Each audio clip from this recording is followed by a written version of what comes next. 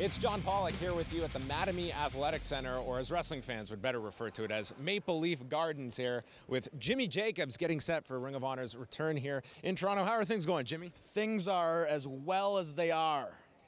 Working here in a building such as Maple Leaf Gardens, I'm sure you consider yourself a historian of such. Is it still cool when you get to work in venues like this that have a history attached to them when you've worked in so many different places? The truth of the matter is, I'm not so much worried about history. Of course, at one point we're all pro wrestling fans, and I am a pro wrestling fan, but I'm more concerned about the present and the future of professional wrestling. So it's great that, whoever, who used to promote this? Frank Tunney. Tunney, I was going to say, that's the old president's dad. Yes. Used to promote this territory, and that's all well and good, and all the guys, great guys they had working for him. But I'm worried about tonight. I'm worried about tomorrow. I'm worried about what they're going to talk about in another 20 years. And they talk about the Mattamy Athletic Center. Mattamy Athletic Center. The Mattamy Athletic Center, when Jimmy Jacobs and B.J. Whitmer and Roderick Strong graced that building. You're someone that, you certainly have got your pulse on what is happening right now in professional wrestling. And tell us a bit about what you see as kind of the next step of professional wrestling at this standpoint. We're at a very unique time when it comes to pro wrestling, as you see things and looking down at the evolution that we constantly see. If I gave it away to you, it wouldn't be my secret. I've got so much. People want to get into that head of yours, Jimmy. They do, and that's the truth. My mental wrestling capacity, and I'm going to say this without bragging about it, but just matter-of-factly, it's beyond most people in wrestling. And I have so many ideas about the evolution of professional wrestling. I'm looking for a platform to express those ideas and to manifest them. So there is an evolution.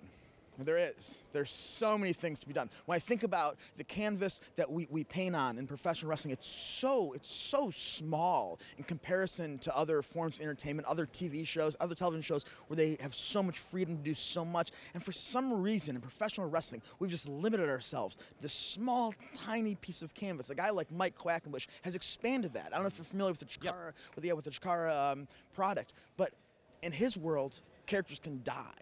They can time travel. They can have supernatural powers. And it doesn't insult the fan's intelligence because he's made that contract, a suspension of disbelief with the fans.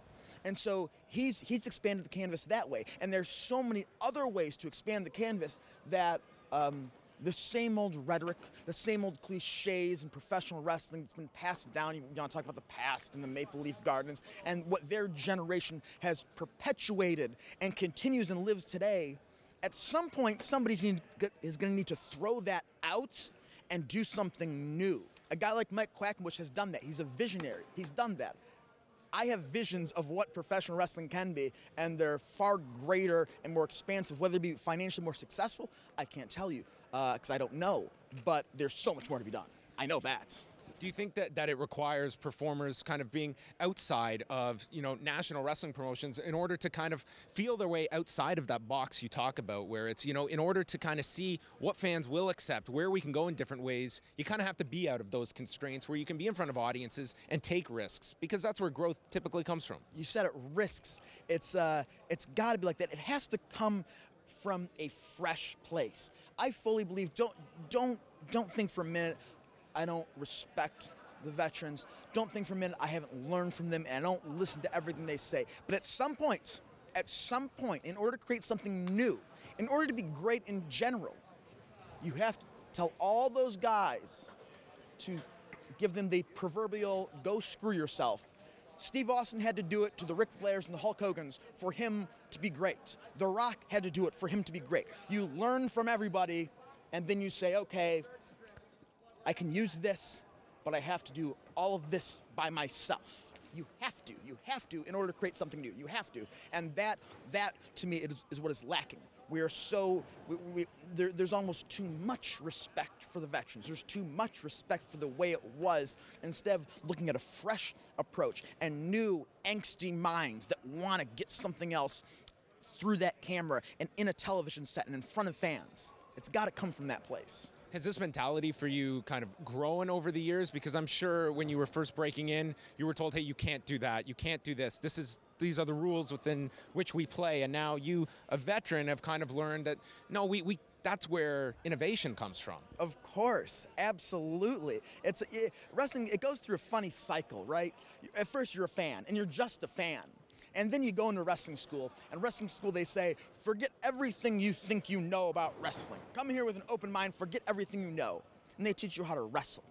And once you know how to wrestle, you know how to grapple and all that stuff, then after a few years later and learning from the veterans, you learn how to, what they say, learn how to work.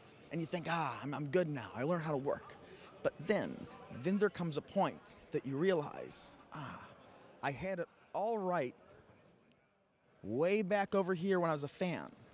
This is the important stuff. The stuff I loved as a fan, that's the important stuff.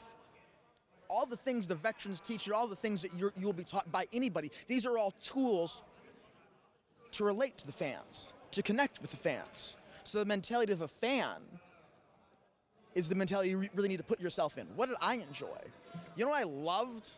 I loved chanting along with Steve Austin, and that's the bottom line, because Stone Cold said so. Now in wrestling school, they're not going to say, hey guys, come up with a cool catchphrase. No, of course not. Of course. Yes has made Bryan Danielson a lot of money, and you're not going to learn that at professional wrestling school. You know, these are the things that people enjoy, and you have to approach it from that place. Like, what do I enjoy? Look at the Young Bucks, man. The Young Bucks are a great example. The Young Bucks, great tag team. I work with them. Me and Tyler Black worked with them when they were, first starting out. Maybe six years ago. Great athletic tag team. They were great. Then one day they looked at each other and they said, "You know what? Let's stop doing what everybody thinks we should do. Let's do what we want to do. Let's do what we did in our backyard that we had fun doing." And now they just go balls to the wall. They go out there crotch chopping. They give each other the Too Sweet sign. And Too Sweet has come back in the ironic way that they do it, to where now you got Jeff Jarrett, with his little Bullet Club shirt in New Japan, giving a Too Sweet sign. They're that cool because it came from a real place. It came from an honest place. It came from a fun place. They're the coolest tag team in the world now because they embrace that mentality of let's do what we think's cool. And they had to digest a lot of, you can't do that, this does not work, for years. And it's only now that I think people are, this works. Yes. And that's, that's the end goal. Yes, you don't know it works until you do it. And a lot of time, what works is something that's new, and it comes from that fresh place with fresh kids like that. I'm sure for so long they heard, come on guys, less is more, kids, you need to slow down. But you know what? The Young Bucks are awesome, and I'll put them against any tag team in the world. They are awesome, and tonight in this building, they're going to blow the roof off the place. They're going to be the most over act here. Guaranteed it.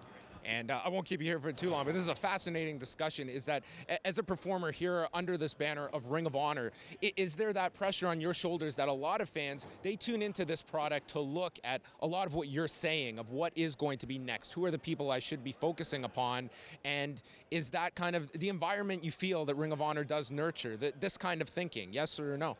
That's a hard question, because certainly, that's been the history in Ring of Honor. When I started in this company over 10 years ago, we were a group of guys that believed we were working for something greater than ourselves, with locker room leaders like Samoa Joe and CM Punk and Homicide. And Brian was always over, but he was always sort of off the side. Those three were like locker room leaders, Colt Cabana. And we believed we were working for something greater than ourselves. And I worry sometimes in the locker room that people don't feel that way, that they feel, let's go out there, let's blow the roof off the place, but let's do it for us. And I think there is a lot of that. And I want this locker room to be a place where guys are inspired, because right now, business-wise, we're doing the biggest houses we've ever done in Ring of Honor. All of a sudden this year, just turned this corner. And I want guys not to just give of themselves. I want guys to give themselves and give their hearts and souls to the people, for all of us, for all our sakes, for the company's sake. And I want this company to be that. And I have faith that it can be like that. I know a lot of comedians, they'll talk about when they hit that magic point where they're doing incredible stuff. It's when they go on stage and they have the effort factor where it's, you know what, I might fall on my face, but I might stumble onto something incredible. And you need to be given that, you know, there's no parachute out there for you. And that's where you could fail spectacularly, but you could also steal the show and create something. Yes, you have to let go of what you should be doing, and you have to feel it. You have to give them your heart. This is an art form. It's a business, but it's an art.